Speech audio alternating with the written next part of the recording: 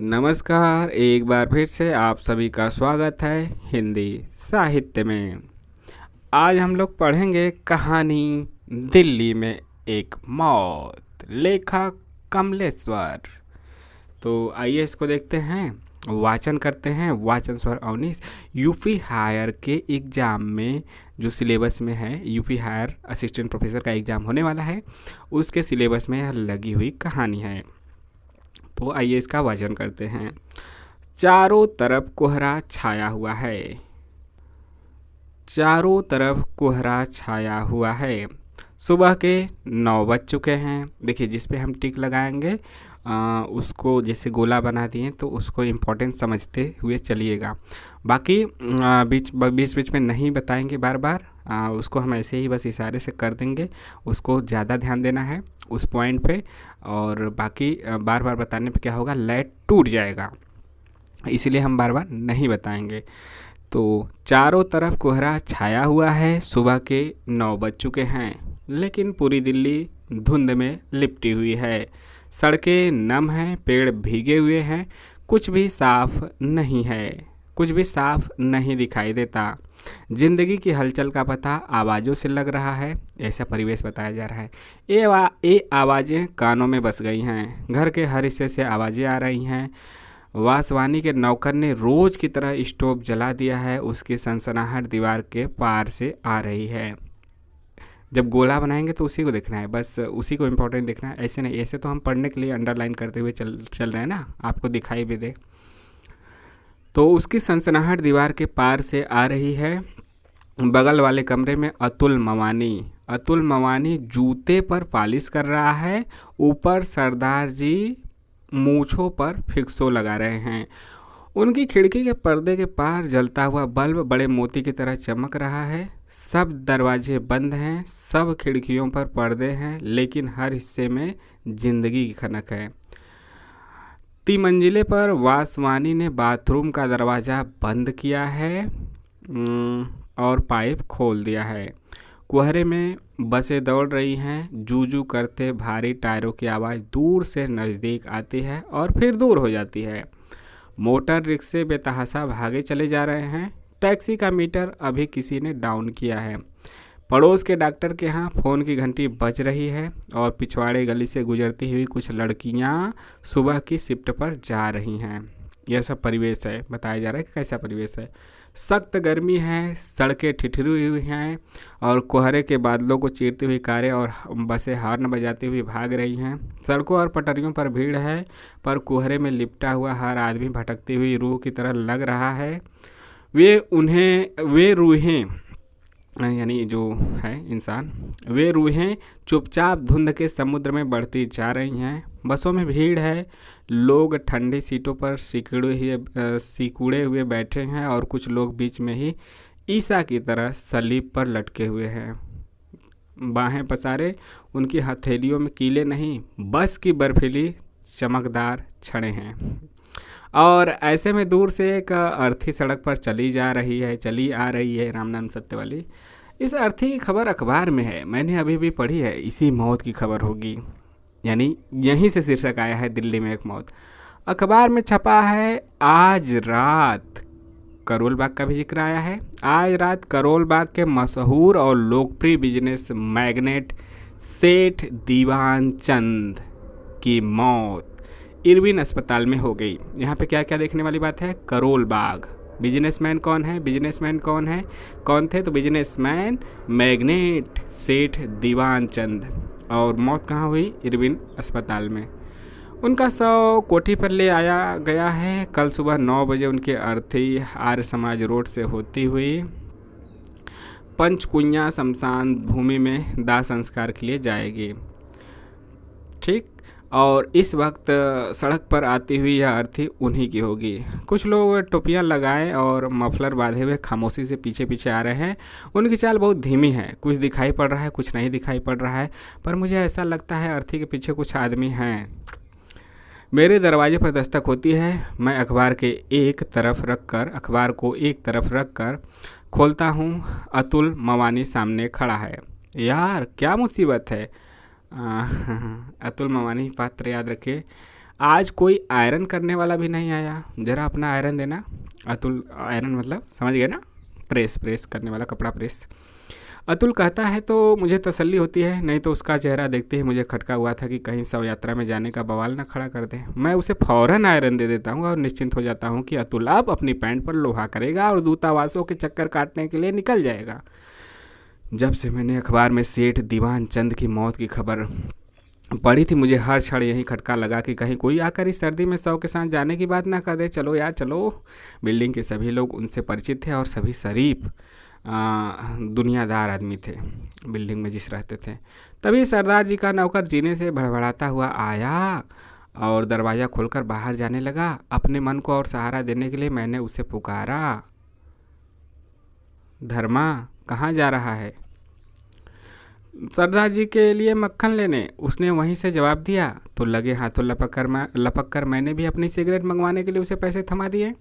सरदार जी नाश्ते के लिए मक्खन मंगवा रहे हैं, इसका मतलब यह है वे भी शव यात्रा में शामिल नहीं हो रहे हैं। मुझे कुछ और राहत मिली जब अतुल मवानी और सरदार जी का इरादा शव यात्रा में जाने का नहीं है तो मेरा कोई सवाल ही नहीं उठता।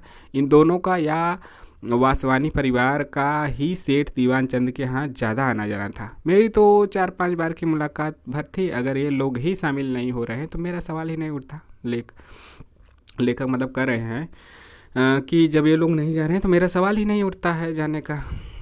सामने बारजे पर मुझे मिसेज बासवानी दिखाई पड़ी। उनके खूबसूरत चेहरे पर अजीब सी सफ़ेदी है और ओठों पर पिछली शाम की लिपस्टिक की हल्की लाली अभी भी मौजूद है। गाउन पहने हुए ही वह निकली हैं और अपना जूड़ा बांध रही हैं। उनकी आवाज़ सुनाई पड़ती है, डार्लिंग ज़रा मुझे पेस्ट देना प्लीज़।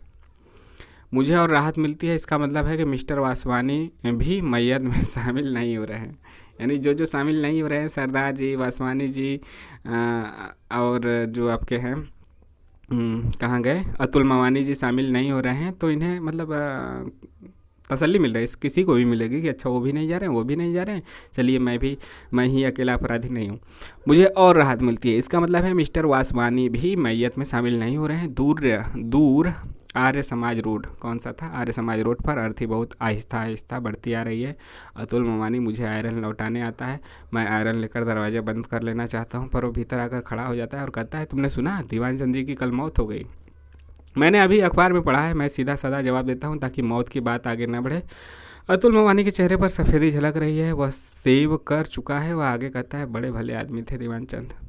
यह सुनकर मुझे लगता है कि अगर बात आगे बढ़ गई तो अभी शव यात्रा में शामिल होने की नैतिक जिम्मेदारी हो जाएगी। इसलिए मैं कहता हूँ तुम्हारे उस काम का क्या हुआ? बस मशीन आने भर की देर है, आते ही अपना कमीशन तो खड़ा हो जाएगा। यह कमीशन का काम तो बड़ा बेहुदा है, पर किया क्या जाए। 8-10 मशीनें मेरे थ्रू निकल गई तो अपना बिजनेस शुरू कर दूंगा।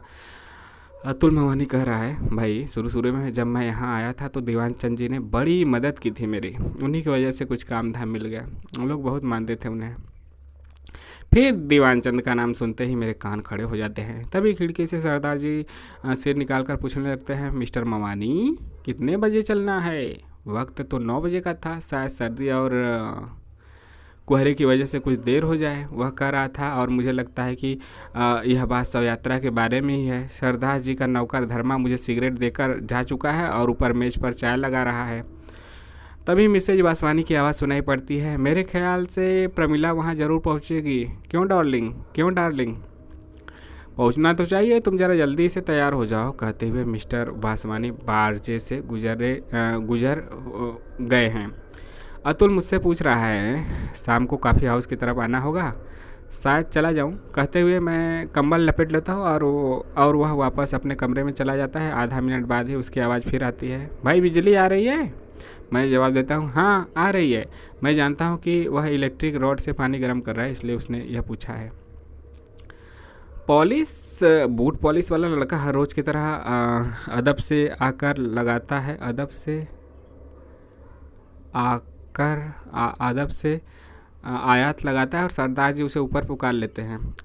अदब से आवाज़ लगाता है और सरदार जी उसे ऊपर पुकार लेते हैं। लड़का बाहर बैठकर पॉलिश करने लगता है और वह अपने नौकर को हिदायत दे रहे हैं, खाना ठीक 1 बजे लेकर आना, पापड़ भून कर लाना, सलाद भी बना लेना। मैं जानता हूँ सरदार जी का नौकर पाजी है, वह कभी वक्त से खाना नहीं पहुँचाता और न उनके मन की चीज़ें ही पकाता है। बाहर सड़क पर कोहरा अब भी घना है, सूरज की किरणों का पता नहीं है। कुचले छोले वाले वैष्णव ने अपनी रेहड़ी लाकर कुलचे छोले वाले वैष्णव ने, यहाँ पे भी ध्यान देने बात है कि कौन था, छोले वाला वैष्णव था। कुलचे छोले वाले वैष्णव ने अपनी रेहड़ी लाकर खड़ी कर ली है। रोज की तरह वह प्लेटें सजा रहा है, उनकी खनखनाहट की आवाज़ आ रही है। 7 नंबर की बस छूट रही है, इम्पोर्टेंट है। सूलियों पर लटके ईसा उसमें चले जा रहे हैं और क्यों में खड़े और लोगों को कंडक्टर पेशगी टिकट बांट रहा है। हर बार जब भी वह पैसे वापस करता है तो रेजगारी की खनक यहाँ तक आती है। धुंध में लिपटी रूहों के बीच काली वर्दी वाला कंडक्टर ठीक शैतान की तरह लग रहा है और अर्थी कुछ और पास आ गई है। अर्थी धीरे धीरे आ रही है, इसके बीच ये सब घटनाएं घट रही हैं। नीली साड़ी पहन लूँ, मिसेज वासवानी पूछ रही हैं। वासवानी के जवाब देने के घुटी घुटी आवाज़ से लग रहा है कि वह टाई की नोक ठीक कर रहा है। सरदार जी के नौकर ने उनका सूट ब्रश से साफ करके हैंगर पर लटका दिया और सरदार जी शीशे के सामने खड़े पगड़ी बांध रहे हैं। अतुल मवानी फिर मेरे सामने से निकला, पोर्टफोलियो उसके हाथ में है। पिछले महीने बनवाया हुआ सूट उसने पहन रखा है, उसके चेहरे पर ताजगी है और जूतों पर चमक है। आते ही वह मुझसे पूछता है, तुम नहीं चल रहे हो? और मैं जब तक पूछूं कि कहाँ चलने को, और वह पूछ रहा है कि वह सरदार जी को आवाज़ लगाता है, आइए सरदार जी, अब देर हो रही है, 10 बज चुका है।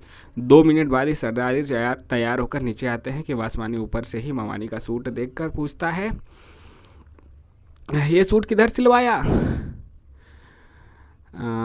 उधर खान मार्केट इंपॉर्टेंट है, बहुत अच्छा सिला है, टेलर का पता हमें भी देना। फिर वह अपनी मिसेज को पुकारता है, अब आ जाओ डियर, अच्छा मैं नीचे खड़ा हूँ, तुम आओ। कहता हुआ वह भी मवानी और सरदार जी के पास आ जाता है और सूट को हाथ लगाते हुए पूछता है, लाइनिंग इंडियन है, इंग्लिश, बहुत अच्छा फिटिंग है। कहते हुए टेलर का पता डायरी में नोट करता है। मिसेज वासवानी बारजे पर दिखाई पड़ती है, नम और सर्द सुबह में उनका रूप और भी निखर आया है। सरदार जी धीरे से मवानी की आँख का इशारा करके सीटी बजाने लगते हैं। सीटी कौन बजाता है? सरदार जी। अर्थी अब सड़क पर ठीक मेरे कमरे के नीचे है, उसके साथ कुछ एक आदमी है, 1-2 कारें भी हैं जो धीरे धीरे रेंग रही हैं। लोग बातों में मशगूल हैं। मिसेज वासवानी जूड़े से फूल लगाते हुए नीचे उतरती हैं। सरदार जी अपनी जेब का रुमाल ठीक करने लगते हैं और इससे पहले कि वे लोग बाहर जाएं, वासवानी मुझसे पूछता है, आप नहीं चल रहे हैं? आप चलिए, मैं आ रहा हूँ। मैं कहता हूँ, पर दूसरे क्षण मुझे लगता है कि उसने मुझसे कहाँ चलने को कहा है। मैं अभी खड़ा सोच ही रहा हूँ कि वे चारों घर के बाहर हो जाते हैं। अर्थी कुछ और आगे निकल गई है। एक कार पीछे से आती है, वो चार मतलब वहाँ वो दोनों उनकी पत्नियाँ। एक कार पीछे से आती है और अर्थी के पास धीमी होती है। चलाने वाले साहब शव यात्रा में पैदल चलने वाले एक आदमी से कुछ बात करते हैं और कार सर से आगे बढ़ जाती है। अर्थी के साथ पीछे जाने वाले दोनों कारें भी उसी कार के पीछे सर आती हुई चली जाती हैं।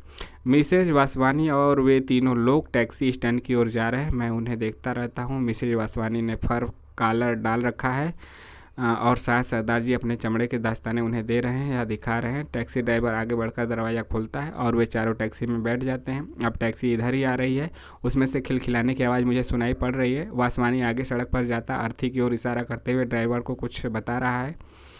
मैं चुपचाप खड़ा सब देख रहा हूँ और अब ना जाने क्यों मुझे मन में लग रहा है कि दीवान चंद की शव यात्रा में कम से कम मुझे तो शामिल ही हो जाना चाहिए था। उनके लड़के से मेरी खासी जान पहचान है और ऐसे मौके पर तो दुश्मन का साथ भी दिया जाता है। सर्दी की वजह से मेरी हिम्मत छूट रही है, पर मन में कहीं शव यात्रा में शामिल होने के बाद भीतर ही भीतर कोच रही है। उन चारों की टैक्सी अर्थी के पास धीमी होती है। मवानी गर्दन निकाल कर कुछ कहता है और दाहिने से रास्ता काटते हुए टैक्सी आगे बढ़ जाती है। मुझे धक्का सा लगता है और मैं ओवरकोट पहनकर चप्पलें डालकर नीचे उतरता हूँ। मुझे फिर मेरे कदम अपने आप अर्थी के पास पहुँचा देते हैं और मैं चुपचाप उसके पीछे पीछे चलने लगता हूँ। 4 आदमी कंधा दिए हुए हैं और 7 आदमी साथ चल रहे हैं। 7वां मैं ही हूँ। 7वां मैं ही हूँ और मैं सोच रहा हूँ कि आदमी के मरते ही कितना फ़र्क पड़ जाता है। पिछले साल ही दीवान चंद ने अपनी लड़की की शादी की थी तो हज़ारों की भीड़ थी। कोठी के बाहर कारों की लाइन लगी थी। मैं अर्थी के साथ साथ लिंक रोड पर पहुंच चुका हूं। अगले मोड़ पर ही पंचकुइया शमशान भूमि है। कौन सी भूमि? पंचकुइया शमशान भूमि इंपॉर्टेंट। और जैसे ही अर्थी मोड़ पर घूमती है, लोगों की भीड़ और कारों की कतार मुझे दिखाई देने लगती है। कुछ स्कूटर भी खड़े हैं। औरतों की भीड़ एक तरफ खड़ी है, उनकी बातों की ऊंची ध्वनियाँ सुनाई पड़ रही हैं। उनके खड़े होने में वहीं लचक है जो कनॉट प्लेस में दिखाई पड़ता है। सभी कनॉट प्लेस का भी जिक्र है। ठीक है। सभी के जूड़ों के स्टाइल अलग अलग हैं। मर्दों की भीड़ से सिगरेट का धुआं उठ उठ कर कोहरे में धुला जा रहा है, और बात करती हुई औरतों के लाल लाल होठ और सफ़ेद दांत चमक रहे हैं, और उनकी आंखों में एक गरूर है। अर्थी को बाहर बने चबूतरे पर रख दिया गया है। अब खामोशी छा गई है।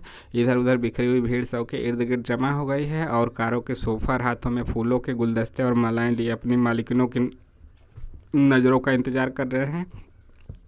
मेरी नज़र वासवानी पर पड़ती है। वह अपनी मिसेज को आंख के इशारों से शव के पास जाने को कह रहे हैं, और वह है कि एक औरत के साथ खड़ी बात कर रही है। सरदार जी और अतुल मवानी भी वहीं खड़े हैं। सरदार जी, अतुल मवानी, वासवानी, ठीक है, ये सब पात्र हैं। शव का मुंह खोल दिया गया है, और अब औरतें फूल और मालाएं उसके इर्द गिर्द रखती जा रही हैं। सोफर खाली होकर अब कारों के पास खड़े सिगरेट पी रहे हैं। एक महिला माला रखकर कोट की जेब से रुमाल निकालती है और आंखों पर रखकर नाक सुरसुराने लगती है और पीछे हट जाती है, और मतलब रोने लगती है या फिर रोने का नाटक करती है, जो भी हो। और अब सभी औरतों ने रुमाल निकाल लिए हैं और उनकी नाकों से आवाज़ें आ रही हैं, यानी रो रही हैं। कुछ आदमियों ने अगरबत्तियां जलाकर शव के सिरहाने रख दी हैं। वे निश्चल खड़े हैं। निश्चल मतलब भीगी हुई आंखें, ठीक है। आवाज़ों से लग रहा है कि औरतों के दिल को ज़्यादा सदमा पहुंचा है। आवाज़ मतलब ज़्यादा रो रही थी और सदमा पहुंचा भी होगा, हो सकता है, और ऐसा वो बना भी लेती हैं माहौल। अतुल मवानी अपने पोर्टफोलियो से कोई कागज़ निकालकर वासवानी को दिखा रहा है। मेरे ख्याल से वह पासपोर्ट का फॉर्म है। अब शव को भीतर शमशान भूमि में ले जाया जा रहा है। भीड़ फाटक के बाहर खड़ी देख रही है। सोफरों ने सिगरेट या तो पी ली है या बुझा दी है, और वे अपनी अपनी कारों के पास तैनात है। शव भीतर पहुंच चुका है। मातम पुरसी के लिए आए हुए आदमी और औरतें अब बाहर की तरफ लौट रहे हैं। कारों के दरवाजे खुलने और बंद होने की आवाज़ें आ रही हैं। स्कूटर स्टार्ट हो रहे हैं। कुछ लोग रीडिंग रोड और बस स्टॉप की ओर बढ़ रहे हैं। कौन सा रोड? Reading road. कोहरा अब भी घना है। सड़क से बसें गुजर रही हैं, और मिसेज वासवानी कह रही हैं कि प्रमिला ने शाम को बुलाया है, चलोगे ना डियर? कार आ जाएगी, ठीक है ना? वासवानी स्वीकृति में सिर हिला रहा है। कारों में जाती हुई औरतें मुस्कुराते हुए एक दूसरे से विदा ले रही हैं। पहले तो वहाँ पे रो रही थी, यानी वैसा माहौल बना एक्टिंग भी करती हैं, मतलब वैसा माहौल बन जाता है। और बाई बाई की कुछ एक आवाज़ें आ रही हैं। कारें स्टार्ट होकर जा रही हैं। अतुल मवानी और सरदार जी भी रीडिंग रोड बस स्टॉप की ओर बढ़ गए हैं। 13 मिनट। और मैं खड़ा सोच रहा हूँ कि अगर मैं भी तैयार होकर आया होता तो यहीं से सीधा काम पर निकल जाता, लेकिन अब तो 11:30 बज चुके हैं। चीता में आग लगा दी गई है और 4-5 आदमी पेड़ के नीचे पड़ी बेंच पर बैठे हुए हैं। मेरी तरफ वे भी यूं ही चले आए हैं। उन्होंने ज़रूर छुट्टी ले रखी होगी, नहीं तो वे भी तैयार होकर आते। मेरी समझ में नहीं आ रहा है कि घर जाकर तैयार होकर दफ्तर जाऊं, या अब एक मौत का बहाना बनाकर आज की छुट्टी ले लूं। आखिर मौत तो हुई है, और मैं शव यात्रा में शामिल भी हुआ हूँ। तो यह रही कहानी दिल्ली में एक मौत। तो चैनल को सब्सक्राइब ज़रूर कीजिए, वीडियो को लाइक और शेयर भी। टेलीग्राम से भी जुड़िए, जिसका लिंक डिस्क्रिप्शन में है। नेक्स्ट वीडियो में। जय हिंद। कैसा लगा कमेंट करके ज़रूर बताइए।